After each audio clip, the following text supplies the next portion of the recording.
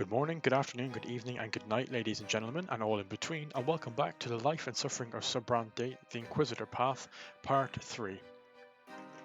So we left off, our grandfather has just moved in with us, and it's causing everybody's life to be absolute havoc, so let's see where that continues. So it's year 1124, Chapter 1, An Illustrious Guest. Some days, grandfather stays home, and on those days you try your best to stay out of his sight. But there is no way you can avoid family breakfast. The food is there, but you cannot bring yourself to eat it. Mother's eyes are red and swollen. She has been crying all night again. Grandfather sits at the head of the table, where nobody used to sit before. Robert, it is high time your youngest sons underwent their sacraments. Sir Brante, please, let them live free of the lot for a while longer before they are, but... Shut your mouth! Robert, that wife of yours is impertinent enough to interrupt me. If this ever happens again, she'll be eating her gruel with the servants in the kitchen, where she belongs. It is time you considered a real marriage, Robert, one to a woman of the proper station. Gloria drops her fork. Grandfather shoots her a scathing look. A tear rolls down Mother's cheek. Father does not look away from the plate, his hands clenched into fists. Baroness Elloda is one such woman. She is a comely widow and a fine match. She is suing for her inheritance right now and could use proper support and a husband. You can keep your lowborn Lydia around if you like. Servant, mistress, I don't care. I will not do that, father.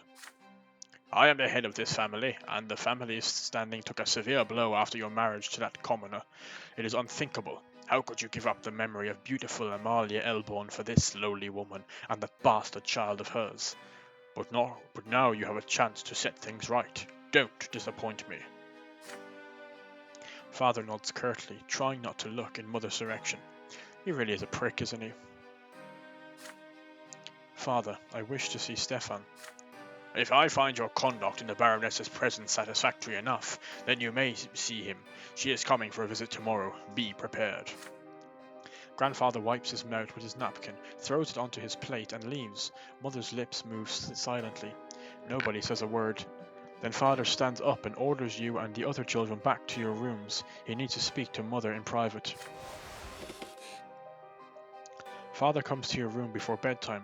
He sits on the edge of the bed and adjusts a crease on the woolen blanket. He distances himself from you after Stefan's departure, so we are not used to such attention from him.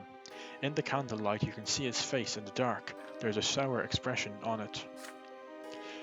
My son, Baroness Emma L. Lodal will be visiting us tomorrow. Please be polite and treat her with respect. Nathan will do as you do. I want this dinner to be as immaculate as possible. Don't let me down. On the next day, Mother starts dressing you and Nathan for the coming dinner. You see red all around her eyes. She's been crying, and for a long time. It hurts just to look at her. Nathan starts whining quietly. You and Nathan are dressed in new doublets. Your tousled hair burst into shape. Gloria is told to stay in her room. Father appears wearing his best suit. Mother is in a humble brown dress, looking pale. Grandfather has an uncharacteristically contented look about him. You hear the sound of wheels and hooves against the cobbles in the yard, then a pair of dainty heels come clacking.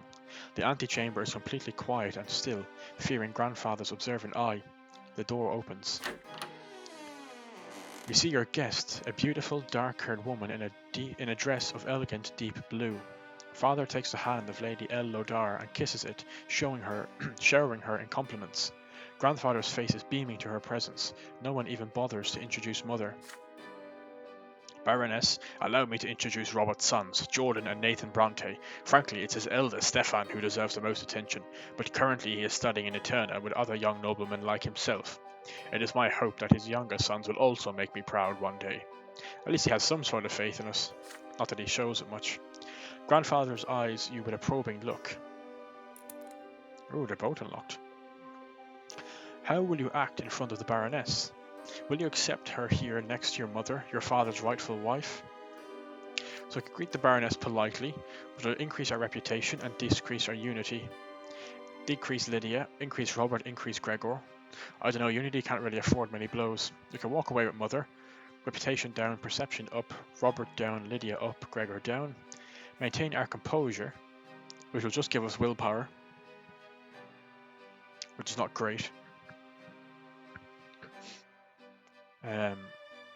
Wait, that gives us nothing. Or we can demand that Mother be introduced, which is unity up, reputation down, and reputation is awful as well, and Gregor Brante is down. And we can do this because we've got perception. Oh dear, I don't know. I guess greeting her properly is the best thing to do. But my mom is not going to like me, and I need her to like me for later on.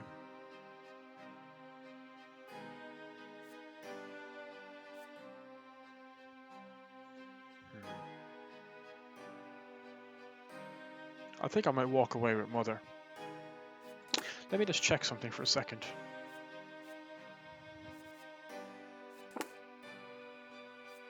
I just want to see my skills. Yeah, determination is pretty crap. Perception is really good though.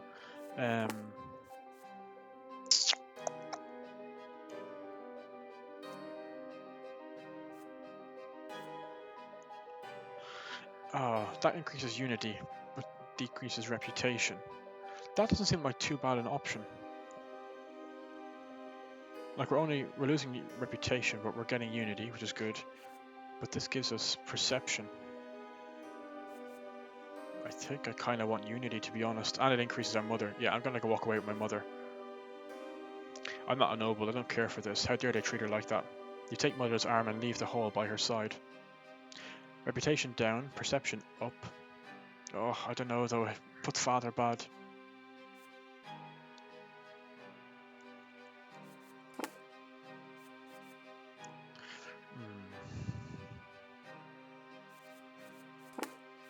The thing is, I want both Mother reputation and unity, but I can't get that.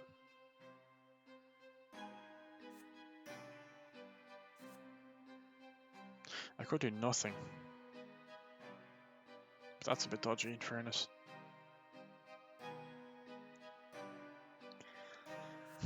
Maybe I should do nothing.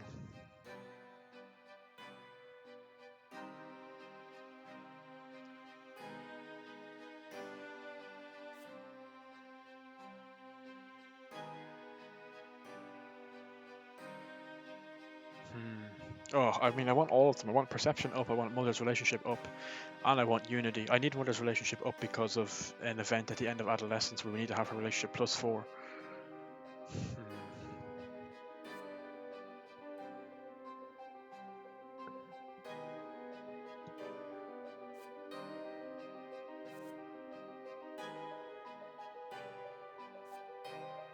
Oh god, I really don't know what to do.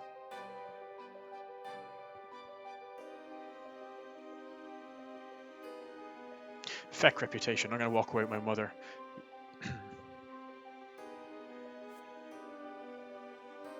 Am I though? What's this one? Unity up, reputation down, and Gregor down. This gives perception as well. I don't lose Father though in this one. Whereas I lose Father with this one. He's already on, and he's only on 2. So I'm getting perception and my mom up with this one. So that's 2 bonuses. With this I'm getting nothing. But that's a good point, I'm not losing anything. This is just giving me 1 unity. So this is a 2 for 3 trade, but I don't care about grandfather's opinion, so it's really a 2-2, so it's equal enough. I mean, this is taking a shot of you. Basically, for this playthrough, I want to have unity to be quite high, and I don't care about reputation, so unity is important to me, and so is my mom's relationship for a +2 in spirituality later on.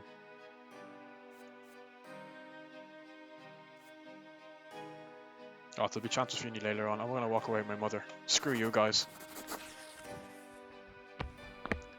You turn your back on the Baroness and walk to Mother. You walk upstairs to her room, hand in hand. Behind your backs, stunned silence reigns in the antechamber. Soon the 2 of you are alone. A burden falls from Mother's shoulders. She embraces you. Together you wait until dinner ends and the Baroness leaves. You didn't betray me. If only you could feel how grateful I am right now. Father isn't impressed. The morning after, Father leaves for Eterna with grandfather to visit Stefan. He returns from the capital in a quiet rage. You overhear your parents talking. Apparently grandfather has already poisoned Stefan's mind against him, and he greeted father with cold hostility. The name of Baroness L. Lodar is never mentioned in the house again. Mom is, which is good. We're one away from getting Mom where I need her. I don't care about grandfather. Our reputation is down, but I'm not on the noble path, so I'm not too interested. But I'm insightful, which is good. It's determination we have to focus on now. I need to get that to about 5 or 6. It's interesting though, with this playthrough, I'm not really playing it like a character. I'm playing it for stats, which I don't particularly like, but unfortunately it's kind of the way it has to be. But once I get to choosing my lot, and I haven't done the clergy before, I'll be turning off consequences and playing it blind. The kaleidoscope. Your father now checks on your studies often and nitpicks you for sitting or eating or speaking in an incorrect fashion. Once he becomes so annoyed, he says that he wishes Stefan had been the one to stay home instead of you. You never expected to hear these words from your father of all people. There's also an event we want to get a plus for determination. Grandfather's trip to the capital took longer than expected. It feels lighter around the house without his presence. You allow yourself a little change of scenery. Instead of your room, you now busy yourself with reading and calculations in the sitting room across from the open door to the yard. Gloria has joined you today. She has already helped you progress through several complex passages in the book. Right now she seems preoccupied with a strange tube. Aren't you hurt by the way grandfather treats you? You ask. Gloria just shrugs. Grandfather always says they should get rid of me. I'm used to it by now. He hurts you a lot worse than because you're closer to him. I just have to stand out of his way. That's it. She shows you the strange tube she has been holding all day. Look, it's a kaleidoscope. I got it as a gift. Want to see inside? Excited by the idea, you close the book and peer into the tiny hole on one end of the tube. Your eye sees a multitude of intricate patterns. Each turn of the tube reveals a new web of interwoven colours. They mesmerize you. The kaleidoscope turns the fire burning in the fireplace into a cavalry made of flames. You are riding at the front of the fiery horseman, ready to face the enemy. Grandfather's face emerges from the intersecting lines, and you swing the kaleidoscope like a sword, cutting it in half. Now you look at the blue sky through the window. The patterns are unending, secretive, and calm and peaceful, just like Father's smile before Grandfather's invasion. The deep blue gives way to a scattering of gold radiating gentle warmth, like Mother's arms. This fleeting beauty too soon gives way to a hypnotic new pattern. Again and again you see your family in these interconnecting figures as they come together and break apart. And in the middle of this golden glow, you see Gloria's green eyes gazing at you observantly. Your sister left you long ago. The books are abandoned and time slips by away unchecked. But now you are still busy peering into the kaleidoscope. Order emerges from the chaos before your eyes again and again, but you cannot preserve it, no matter how you try. You are caught in inner conflict. There is so much that could be done with this kaleidoscope. I love when they all unlock. Should you take it apart, or ask Gloria how it works, or keep enjoying the patterns it shows you? But you still have lessons for today. So we can take the kaleidoscope apart, which gives us an extra perception, keep looking through it, more willpower, or return to our studies. Let's return to our studies, and we can share our discoveries with Gloria later on. I would have chosen that anyway because I want him to be studious, but it gives determination as well, which is great. But it takes some willpower for us to draw ourselves away from the kaleidoscope. You put the kaleidoscope away and return to studying the book. There is so much you have to discuss with Gloria, you cannot help but wonder what things did she see there. But first, your lessons. When Father walks in, he sees you hard at work over the book. He chuckles in approval, then spots the kaleidoscope on the table next to you. He puts the toy to his eye, then freezes still for a moment. It takes him an effort to put it down. Then he praises you for being diligent and leaves. When today's section of the book is finished, you take the toy upstairs to your sister's room and tell her what you saw in it. Gloria smiles, knowing what you felt. I once saw a ballroom full of dancers. I watched it for an entire hour. My hands even got sore. That's good. We only need one more. Willpower is still strong. We have enough for 3 actions. You spend a long time with your sister discussing the kaleidoscopic figures, and you feel a strong connection to her. The toy has brought you closer together, made you interconnected, just like the lines and figures in its colourful eye. I'm surprised you didn't get a relationship boost with her, but they can't be too generous in this game.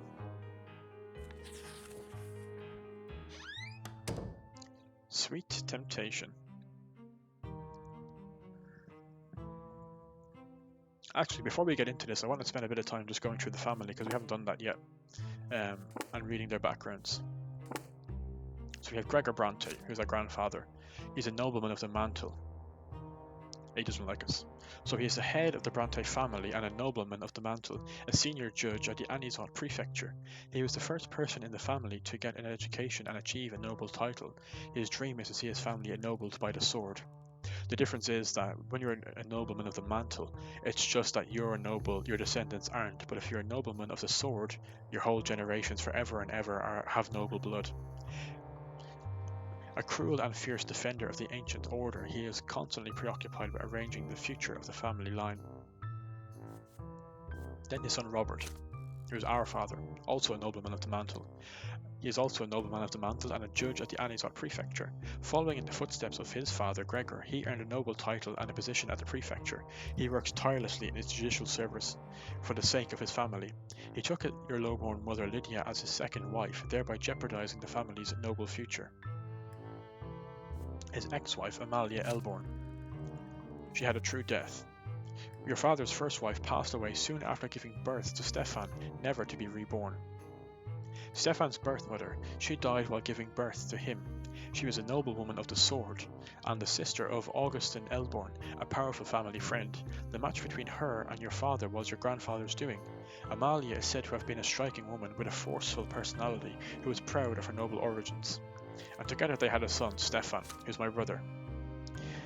Robert Brante's son from his first marriage and a noble by birth. From a young age he has been striving to be first in all things and demonstrate his superiority to the family. Nothing for me. So, after Amalia died, my father got married to my mother, a humble commoner from the outskirts of Anisot.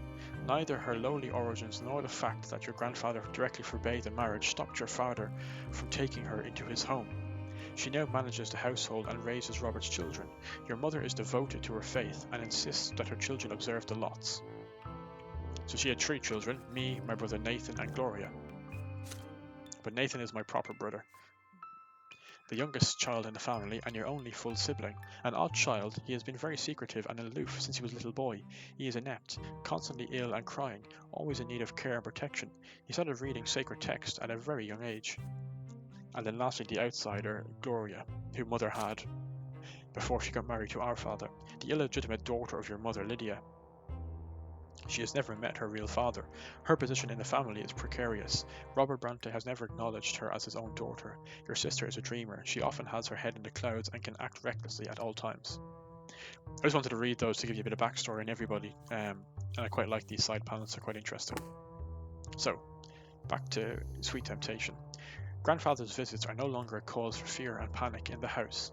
He has become something you are used to, something nagging, yet not unordinary, like a splinter or a stain on your trousers. The tension still remains, however. Sir Gregor's disdain for everyone in the house is so palpable, it almost stings for real. Your lessons with the tutor are done for today. You are walking down the stairs when you spot Gloria peeping into the sitting room through a slightly open door. You sneak up on your sister and tap her lightly on the shoulder. She is startled. "Oh, it's you, Jordan. Look, Sir Gregor's eating something." Grandfather is sitting on the sofa, flipping through a book with one hand and reaching for a glass bowl with another now and then. Inside the bowl you see a candied fruit, a sweet confectionery forbidden to the common estate, like all sweet things.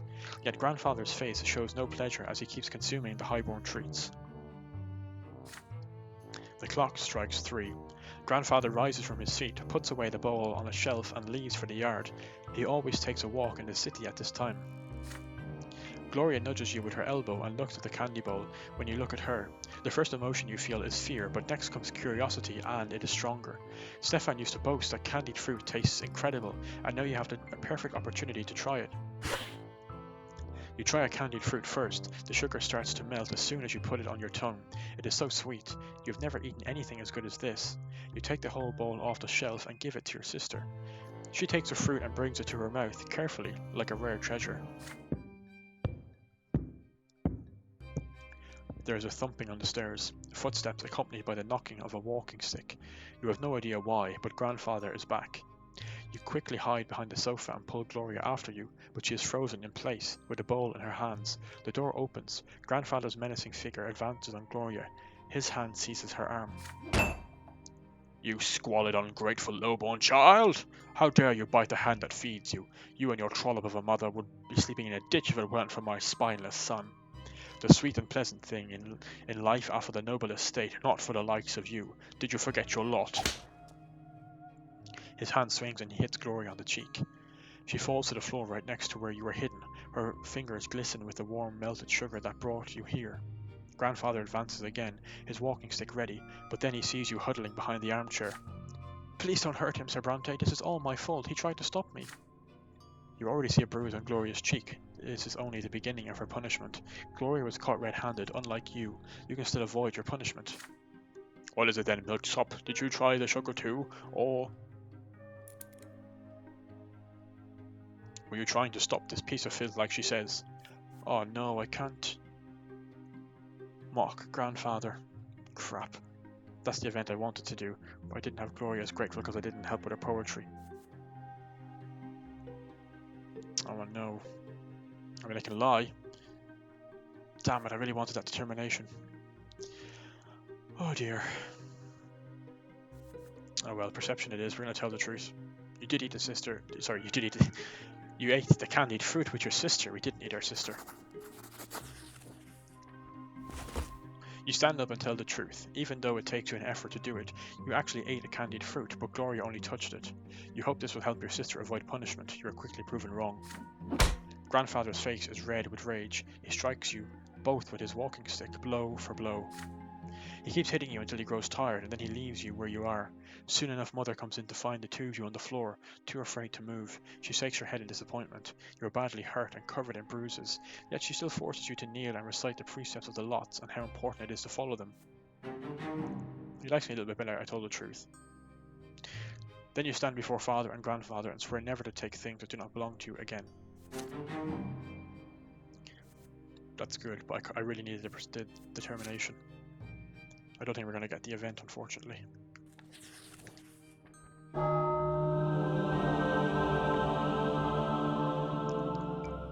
Damn. The sacrament. Father and Mother have been focused on you and Nathan since early morning. Instead of breakfast, you were told to say your prayers, wash your hands and faces, and get dressed in plain white shirts. Today is the day of your sacrament. Mother, I want to go play in the yard. No playing today. You and Jordan are big boys now. It is time for you both to have your first sacrament. No one can live without a lot. I don't want a lot. Be quiet and listen. You are born commoners. You must accept a low-born lot before the twins. When you grow up, you will get a chance to earn a noble lot. Father and Mother take you to the carriage. Nathan is hungry. He starts whining. Grandfather is the last to get into the carriage. His eyes are on you and your brother, looking for every fault. Soon the carriage is moving along the streets of Anisot, slowly and solemnly. One more turn, and you see the colossal white building marked by two massive pillars. For the first time in your life, you are to enter the Church of the Twin Gods.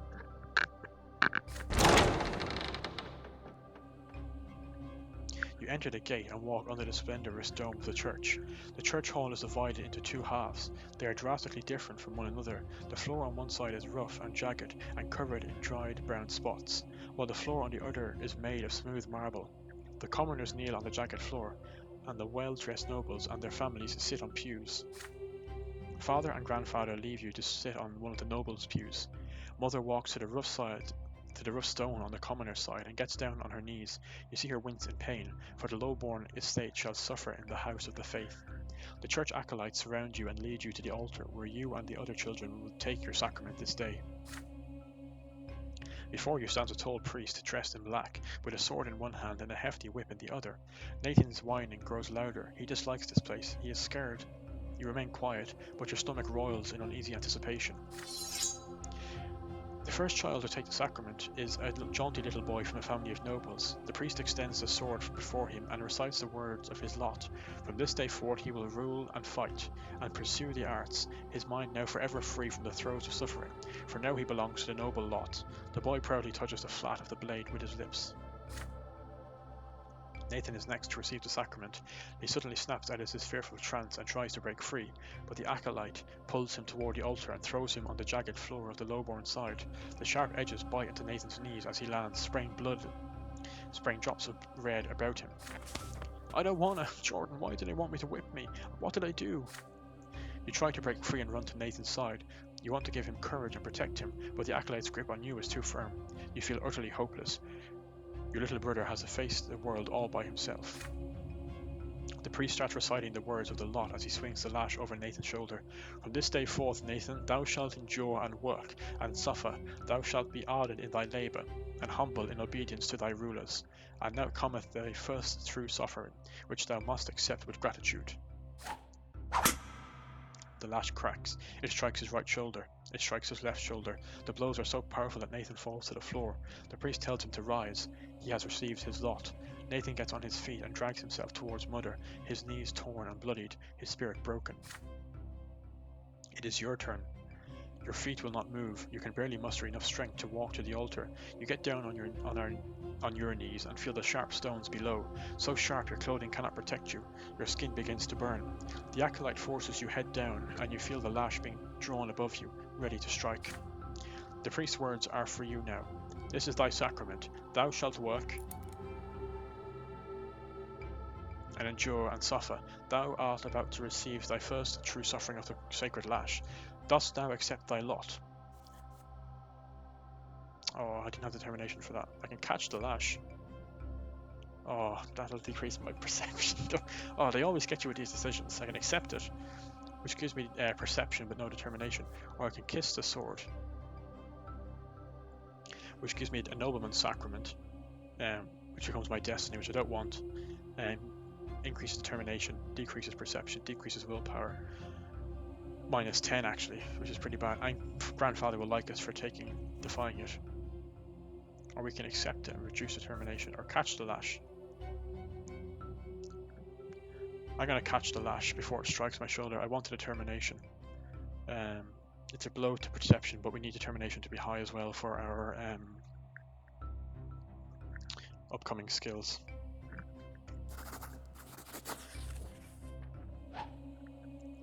Sacrament. The lash strikes, but your hand flies up and intercepts it before it can reach your shoulder. The leather whip leaves a deep cut on the palm of your hand. Blood starts dripping down your arm, soaking your humble shirt with red. The furious priest yanks the lash out of your hand. The acolyte grabs you by the arms again. You will not be given a second chance to interrupt the sacrament. The lash cracks. It hits you on the right shoulder. You grit your teeth. Your back barely hurts at all. The real pain comes from the cut on your hand. The lash strikes again, this time on your left shoulder. You rise and walk away from the altar, swaying. You see things with surprising clarity right now. A timid hand touches yours. It is Nathan, his tearful face a mixture of confusion and awe. Mother takes your hand and leads you outside of the church. Once you are outside, she scolds you for being insubordinate. Grandfather is the last to leave the church. His face is covered in red, angry blotches. There is a quiet fury in his voice as he says something to Father, who remains quiet and miserable as you walk to the carriage.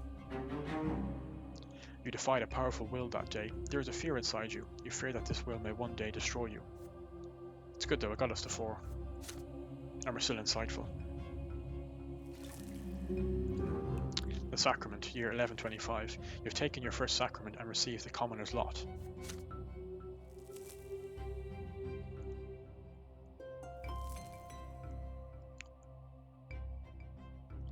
Year 1125, childhood's end.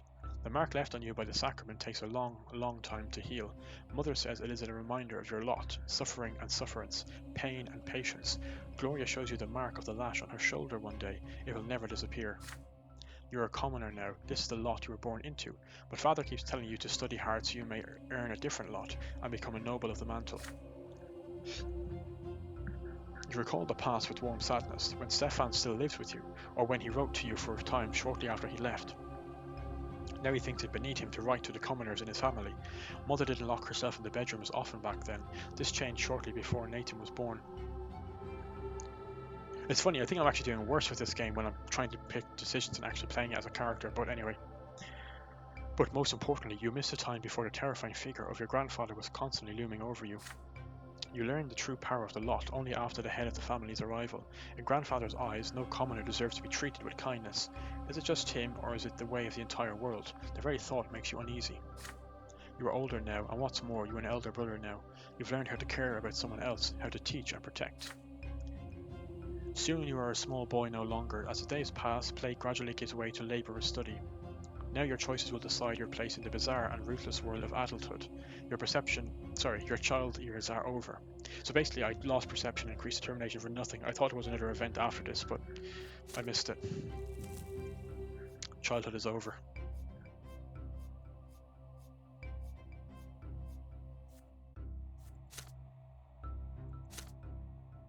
We didn't die, which is good. And we move on.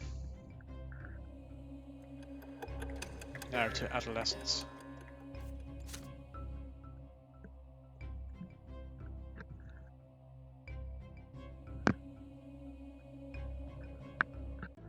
I was growing up fast. The school, the streets, and the whole wide world awaited me beyond the gate of my parents' house.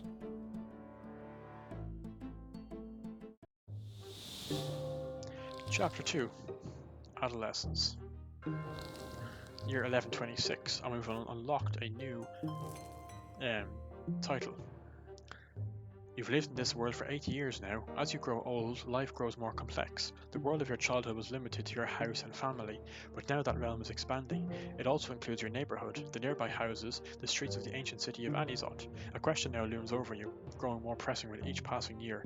What will your place be in this vast outside world? For people in the blessed Arcanian Empire trouble themselves with this question. It is not within a man or woman's power to choose. Their destiny is predetermined by their birth and those who bore them. And yet your peculiar birth has granted you a choice. Your father is a man of nobility, a worthy example in matters of duty and honour. Your mother is a commoner of lowly estate, humility and patience made flesh. And your sky is ablaze day and night with the light of the shining pillar, the beacon of the clergy. Your back bears the mark of the lash. Will you accept the drudgery and suffering that is the lot of the lowborn for your entire life? Or will you follow in the footsteps of your father and your father's father, and fight for the right to serve the empire as a noble of the mantle? Perhaps will you follow the twin God's word and offer spiritual guidance to others? Bing bing! The answer lies out there in the vast, terrifying world. What awaits you beyond the walls of your home? So we've got a few things here. We've got Glorious Secret, Stefan's disgrace, Blood Tide, and Nathan's admonition. Matters of the heart, Revelation of the tree, and Sophia saved. So we've got new skills now, nobility and ingenuity, which are important. Nobility is important for the noble, ingenuity is important for the conspirator, spirituality obviously for the clergy, willpower, and debts. And we've unlocked a few new screens. And we'll have a look at these new screens in the next episode. 1126, 8 years old.